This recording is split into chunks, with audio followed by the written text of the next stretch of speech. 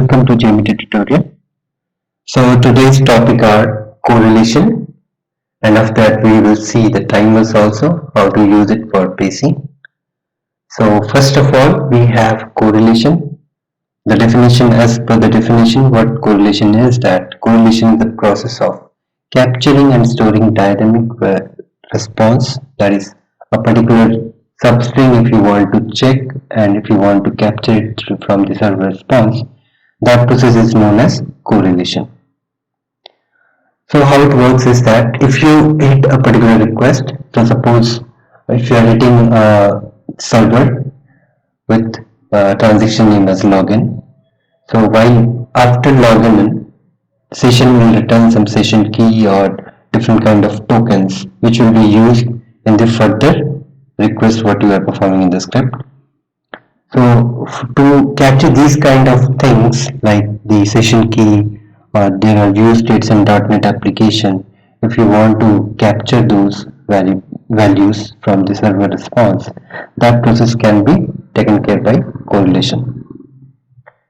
So what are the steps? First, we need to actually understand this. What are the different dynamic value which are passing through in different requests? And first we need to actually identify in which request this dynamic value has been occurred first. Identify that request by using different correlation types like regular expression extractor, boundary extractor. We capture those dynamic value and we use a variable to store that value, and we will use that variable in different subsequent requests. So first step is to identify which are the dynamic values, then capture it and post into the variable and use that variable in different subsequent requests.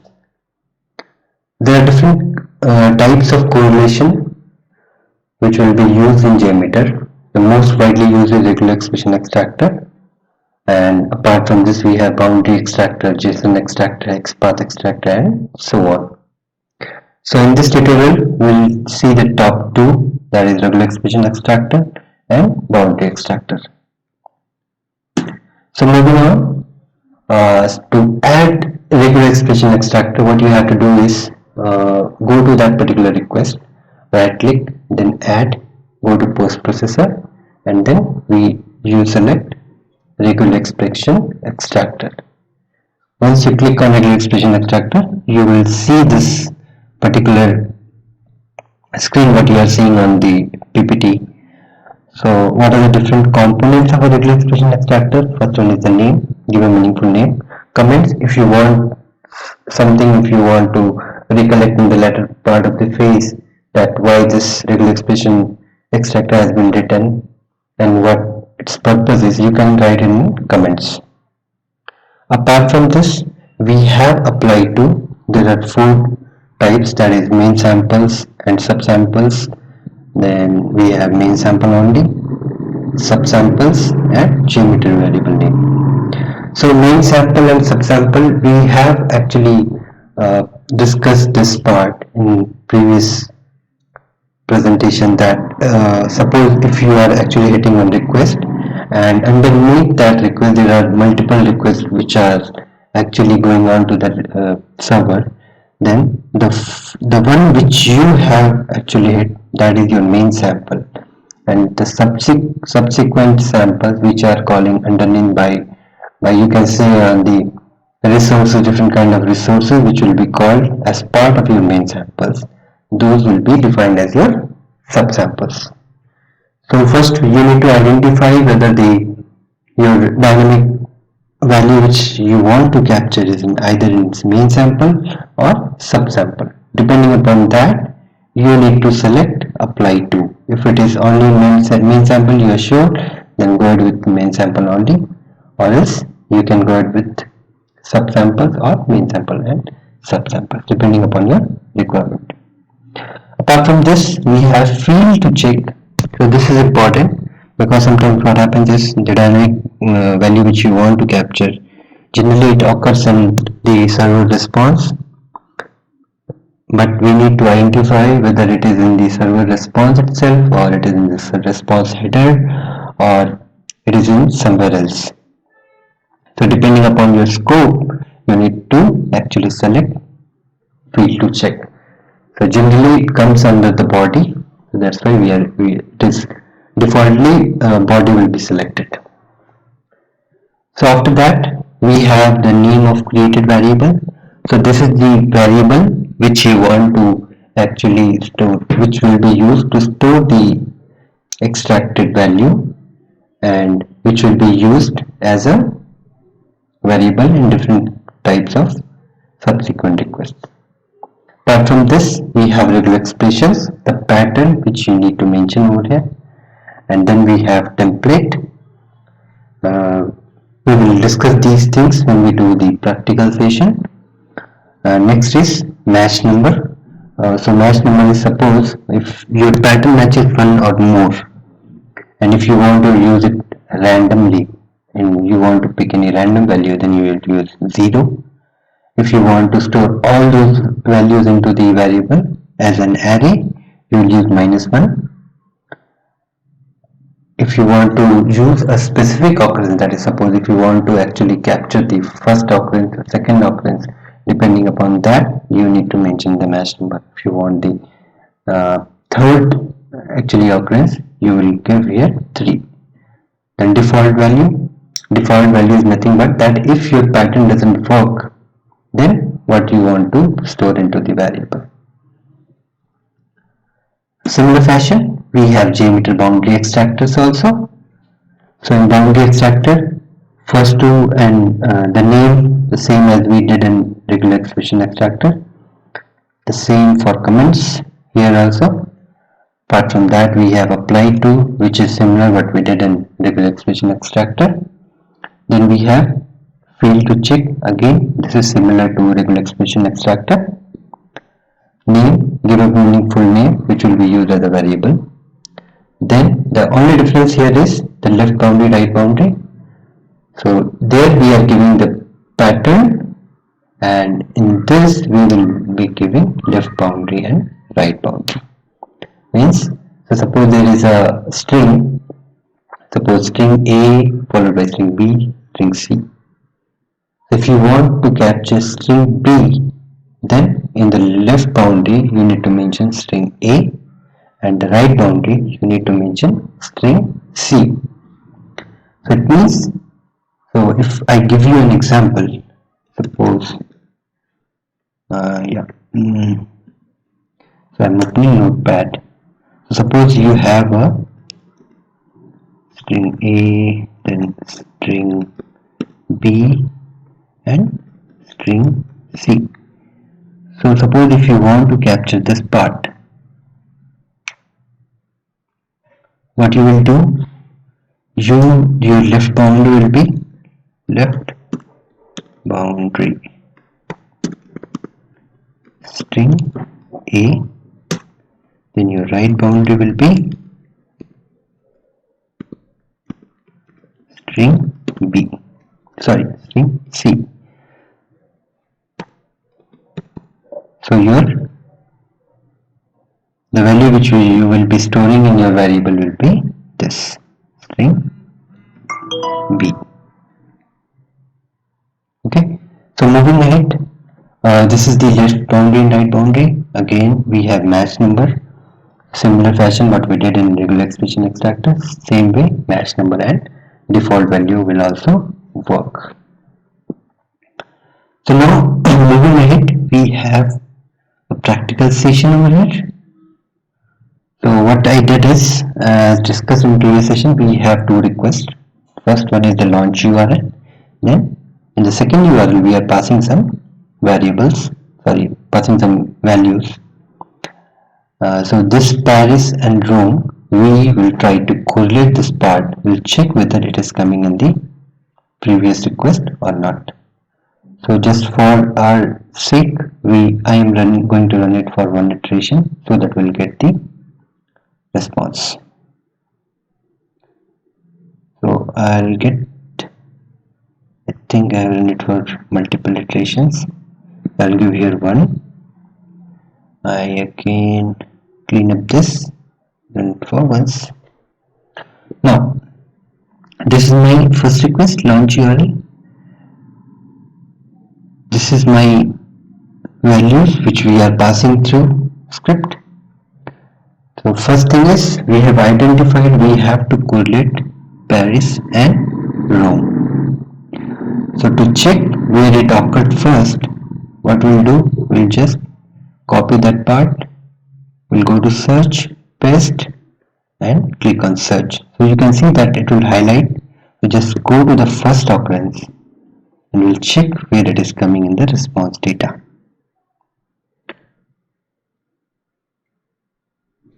So I'm checking where it is coming, so that we will identify what will be the So now to do this, what we can do, just go there, add, go to post processor. First we are going for regular expression extractor. Okay, so I'm giving a name, so dynamic underscore, sorry, we'll go correlation underscore, what is the name? So we are doing this from port to port, so we will give a name correlation from. Okay, so I know that it is coming in main sample. In comments I have given suppose to capture from port. I know it is coming in main sample, that too in body, that's why I'll leave it as it is. Then I'll give it a meaningful name, from port. Okay, now next is regular expression, that is your expression which you want to actually check. So for that what I'll do, I'll copy this part, go to the regular expression tester, give it here,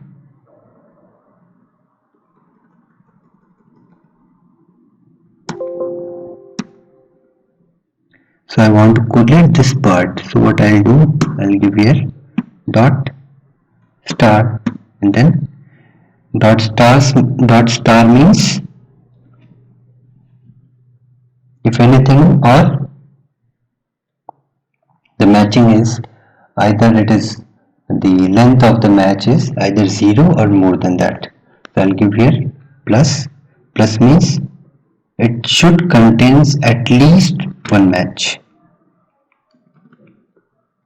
So I gave here, click on test, so this is coming as Paris because we are giving here Paris.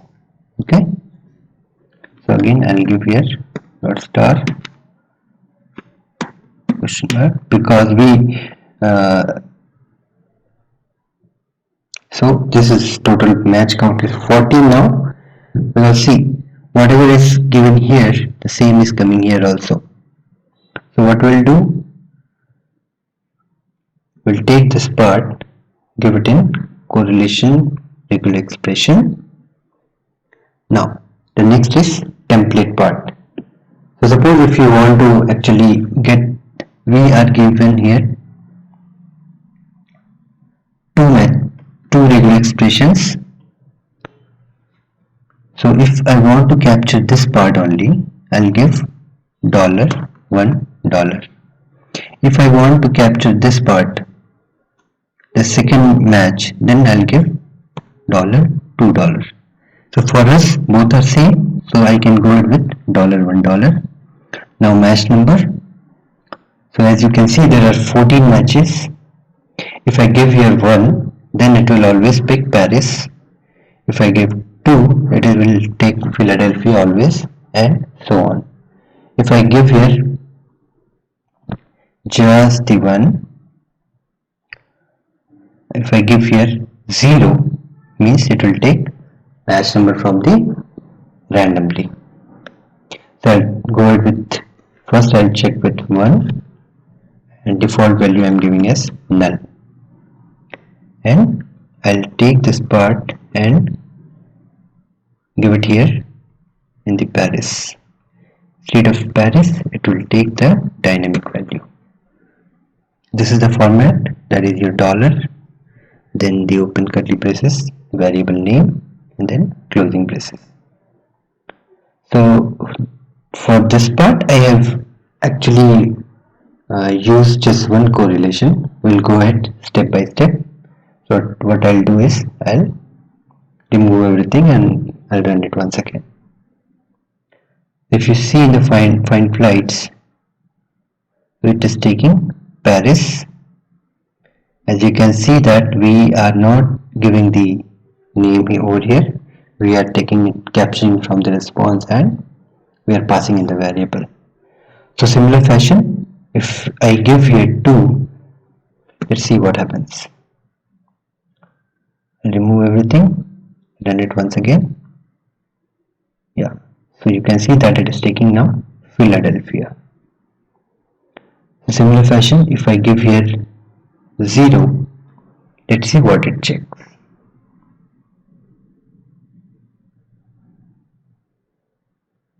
Now it is taking Mexico City.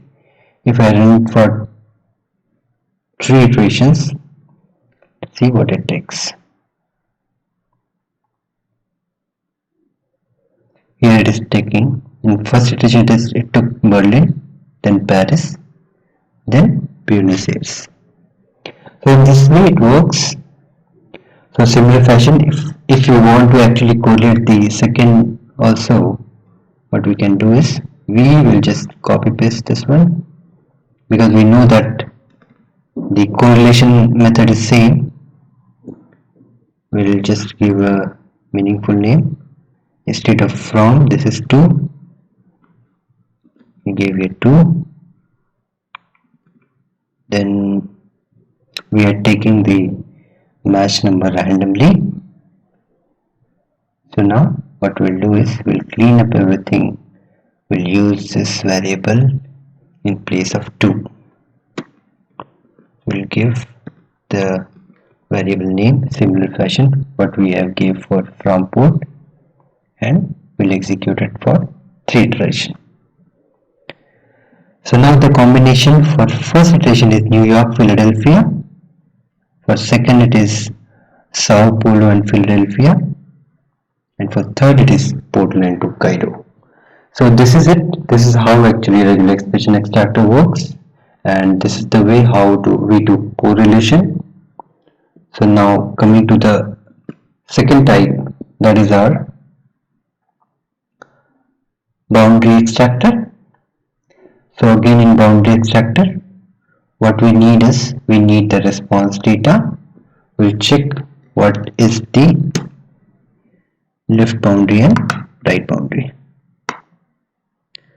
So for this we'll take this, but we want to capture this highlighted part, Paris. So option until starting from this until equal to, it will be my left boundary. Give from name of the value, suppose I'll give same name what we are using over there. I'm just giving the left boundary value. Similarly for right boundary value we will be using this, because if we use this part then it will capture always Paris, but we don't want that. That's why I'm giving a unique right boundary. So again here match number we are giving 0. First we'll check with 1, and then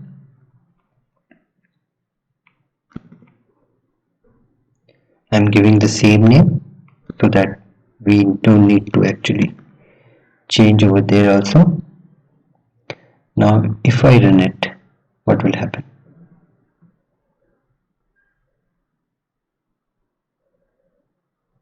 Yeah, so first see why it is not coming, because we have actually disabled the 2 part. So we need to actually use one more. I just copy pasted it. I will add this one as 2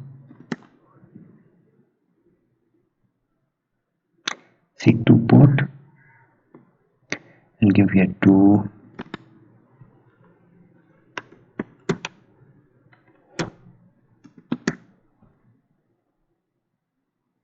To that we'll give here 4. This is the match number.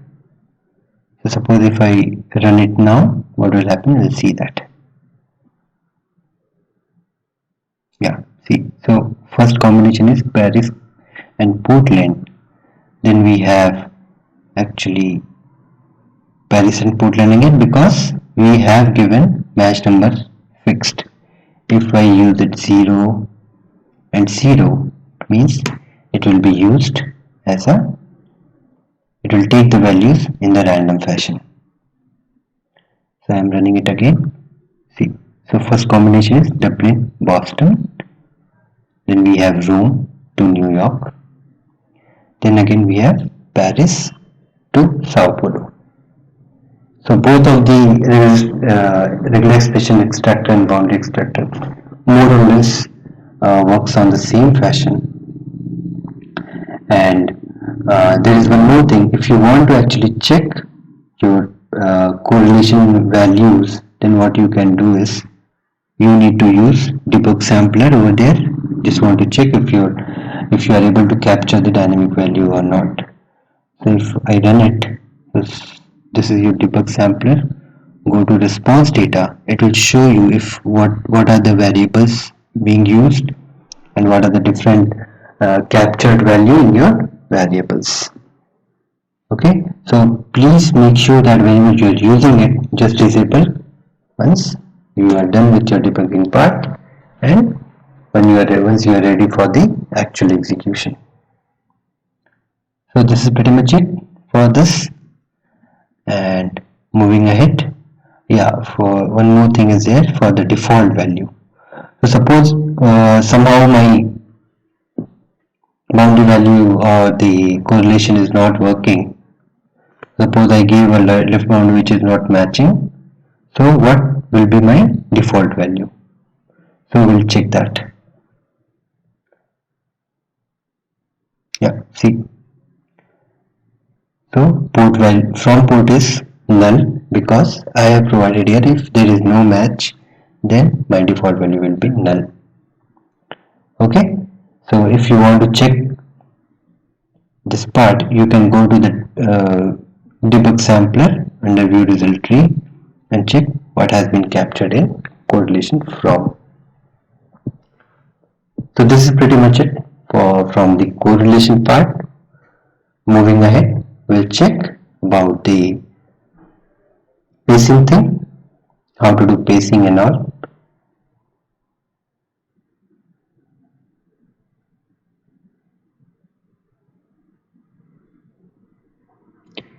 Yeah, so next topic is pacing in Jmeter. So pacing is a generic term which is widely used in the performance testing. So there are two things we need to actually make sure there is a difference between thick time and pacing. So generally in PT, many people will say pacing and think time are same, but there is a difference in between pacing and think time. Yes, both are used to achieve the throughput and to wait for some time, but there is a specific difference between that. So think time will be used between the transactions to simulate the user behavior, how we actually use a system, because whenever we are moving from one page to another, there is a delay, which is a human delay, that is we think before entering any registration kind of thing, or we'll read something and then we'll go to move to the next page. So from that perspective, if you are adding any time or delay, that comes under think time. But pacing is something which will be used after the iteration. That means between two iterations there should be some delay, just to make sure that throughput what we want to achieve, to make sure that the throughput which actually system is able to handle, we are emulating same in our performance environment or not. Okay, so by definition, pacing is load testing refers to the time between the iteration of your test scenario. So this is unlike think time, which refers to the delay between actions or interaction so in your test. Okay, so that is the difference. Like think time will make a delay between the transactions or actions, but pacing there will be delay between the iterations.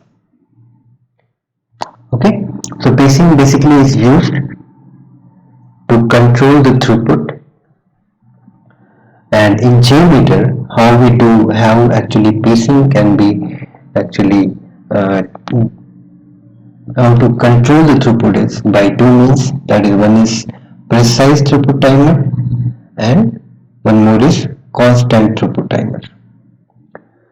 So for example, we took an example of Google search. We are actually searching, we are hitting the Google server for searching a request.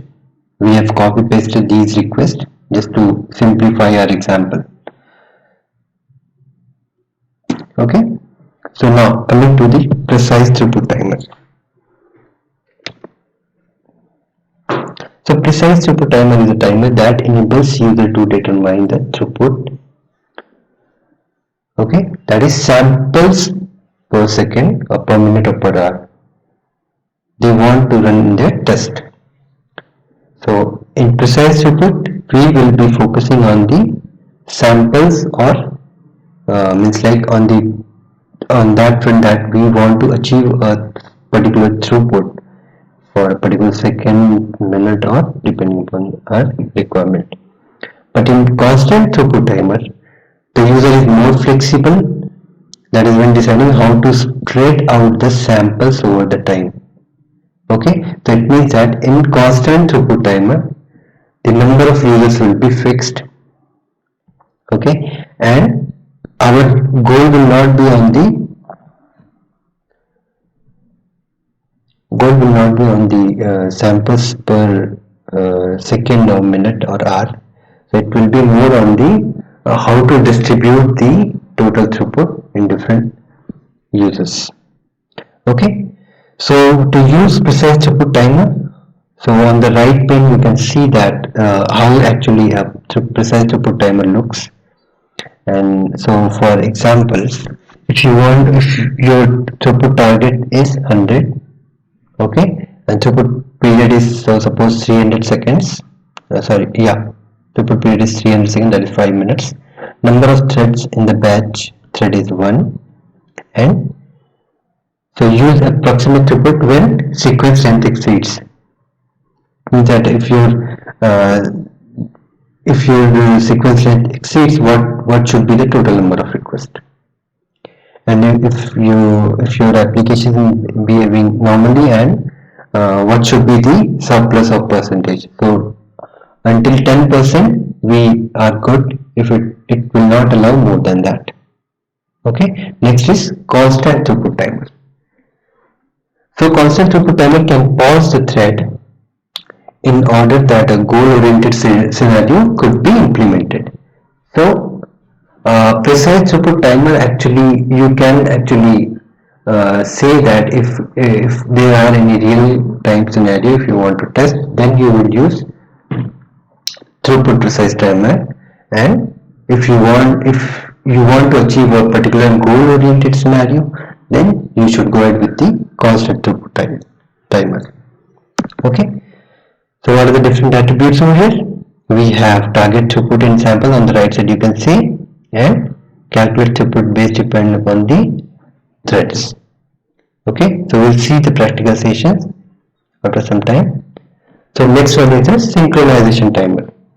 So synchronization timer is something, so suppose there is a scenario that a particular scenario where you want to hold the users until a definite number of users had been ramped up. Then make the request on the same time with all the users. Then in these scenarios we will be using synchronization timer. So why synchronization timer is important is, first is suppose we suppose we have a different kind of application like Flipkart or Amazon, where there will be big billions day, or if in West countries there are Thanksgiving Day or something like that. There will be a specific time when all the users will be ramped up in the real time and hit the server at once. This kind of testing will be achieved by using synchronization timer, which is similar to what we have in load runner, that is your rendezvous point, where the users will be waiting for other users to join. When all the expected users are there in the synchronization timer, then it will hit the server at once. Okay, so this is it for the theoretical part. We will check the practical sessions right now.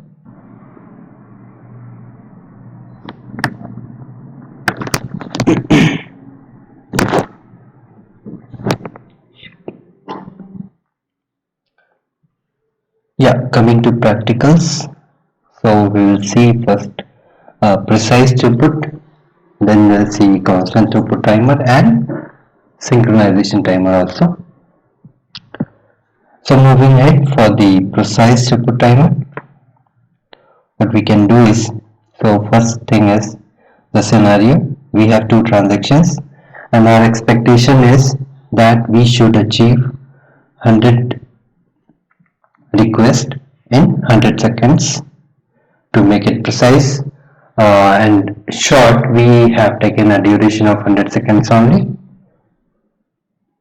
So in coming to throughput, the configuration is we have 5 threads which will be running for 100 seconds and we'll try to achieve 100 requests per, that is 100 requests in the entire duration, that is for 100 seconds. So this is it. I have enabled this part, so we'll execute and see how it goes.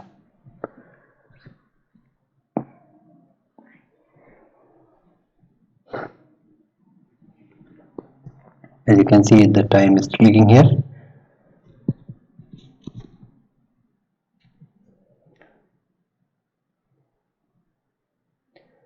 So Google 123 contains 3 requests and 45 contains 2 requests.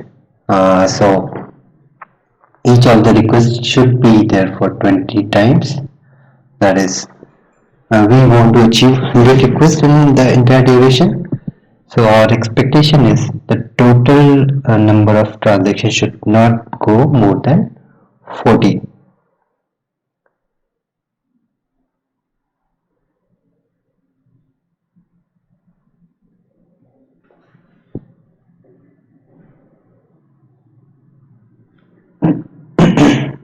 Sorry.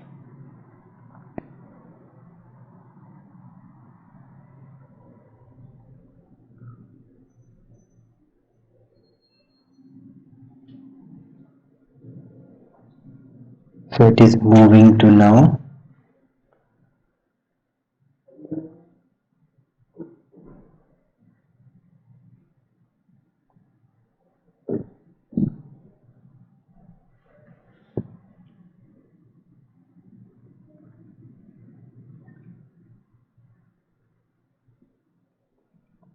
So it will go until 1 minute and 40 seconds, which comes to 100 seconds. So after 100 seconds, you can see that the total number of transactions will calculate. So for first one, it is for first transaction, that is Google 123, we have 25 samples. It means total number of requests will be 25 into 3, that is 75, plus we have Google 45, another transaction, which total number of transactions during the entire duration is 20. That means total number of requests from the second transaction will be 40. So 75 plus 40 is around 115. That is again our expectation was 100, but 10% or what we have given is that. So we want to achieve 100. So it achieved around 115 in the entire duration. So this is how actually a precise throughput timer works for a real-time scenario, because this is a real-time scenario. If you want to achieve just the like 100 requests in a particular duration, you can give it over here. If you want to achieve 100 requests in 300 seconds, then you can give it over here as duration as 300. So this is all about precise throughput timer. Now we'll see how actually constant throughput timer works. So again, in constant throughput timer also we have given target throughput as 10. Okay. So and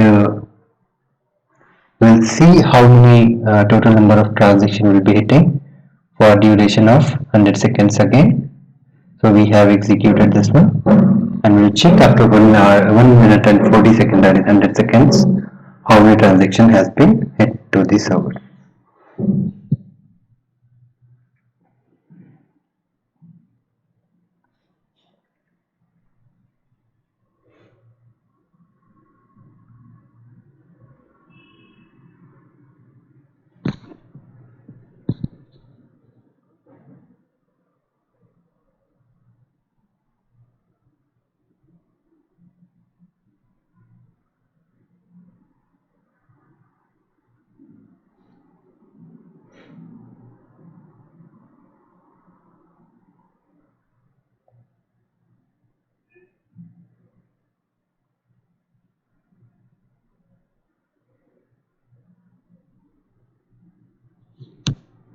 So it moved to 1 minute now.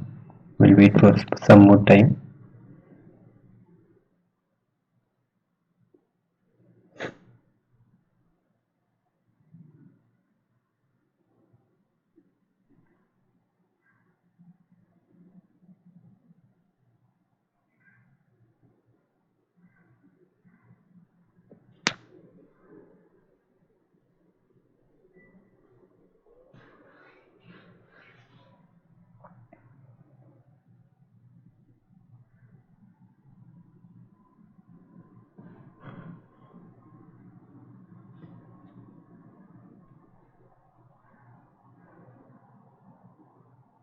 Now, yeah.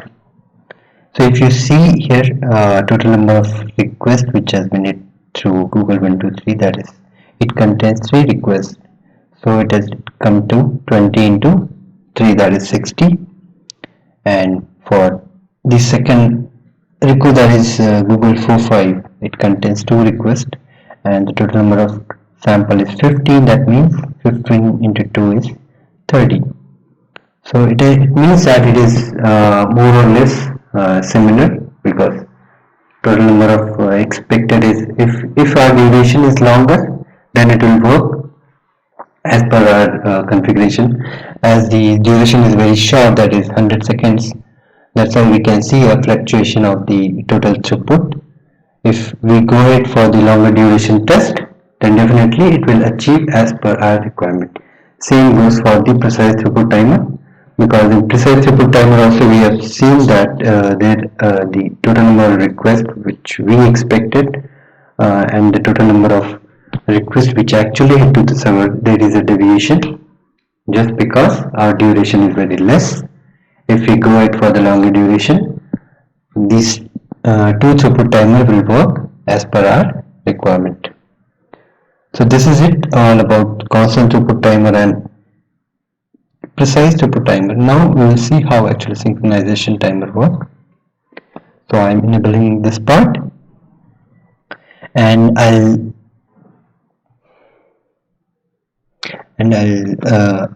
actually go ahead and enable view result tree also, so that we can see which request it is hitting.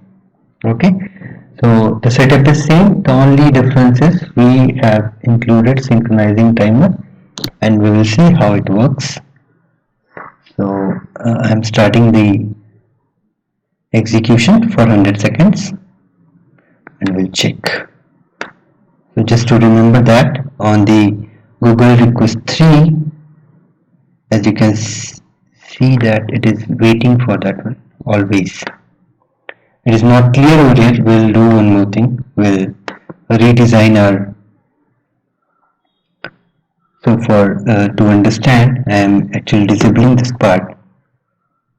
Okay, and we'll disable this part also, and we'll see with the execution. Now only Google 123 is there. Google 45 has been disabled. So only 3 requests will be going. See, 1212 is went. So you can see the difference. First, second, first, second, first, second. There is no 3 until now. Once all 5 requests has been hit, so as you can see that the first time the Google request 3 has been hit, once the iteration of 1 2 has been completed for all the users. That is, user is waiting. First user is waiting until the fifth user has been came into play. Means that first user went and it actually hit the server. So I am stopping this one so that it will be easier for us to understand. I am disabling this part and I am making some changes so that we will have a shorter duration test, that is for suppose 40 seconds I am giving. So now we'll see, we want to understand this. So now until here only first and second request was hitting. This is user 1, 2, then 3, 4 and so on. Okay.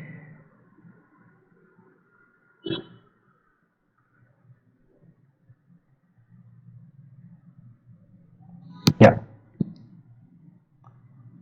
No, it is actually overriding that one, so I'm not able to.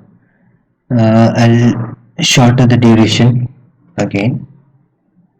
So suppose I'm giving it for 20 seconds so that we'll understand this. Yeah, see here. So this is my first thread coming into play. I'm stopping the execution right away. This is my first user coming into play. Now this is second user, first request, second request, third user, first request, second. As you can see on the right pane, you can see the thread group also. This is my thread group. 1, 2, 3, 4, and once the fifth user came and hit request 1 and request 2, then my thread group 1 came and hit the third request. In the similar fashion, all other user group also came into play and hit the third request. So this behavior is all together during the entire execution. This is again first thread group and so on. This is request 1, 2, and again once all the user hit first and second request, then only third request is being hit for all the users. So it means all the users are waiting until rest of the users are ramped up and hit the previous request. Then only the synchronization timer will enable all the users to hit the third request. So this is a very short example. So once we get actual load test and once we get the scenario, real-time scenario, then only we will come to know how actually it works. This is a very short demo just to make you understand what is synchronizing timer, and this is how it works. So basically this is how actually correlation and pacing concepts have been implemented in Jmeter, and this is a very short example but very precise to understand how it works, and we can implement the same fashion for the actual scripts and the more complicated scripts. So this is it. I am signing off now, and we will see and we will delve deeper to the Jmeter concepts. So as of now, thank you, and we'll meet in the next session and see the other concepts of Jmeter.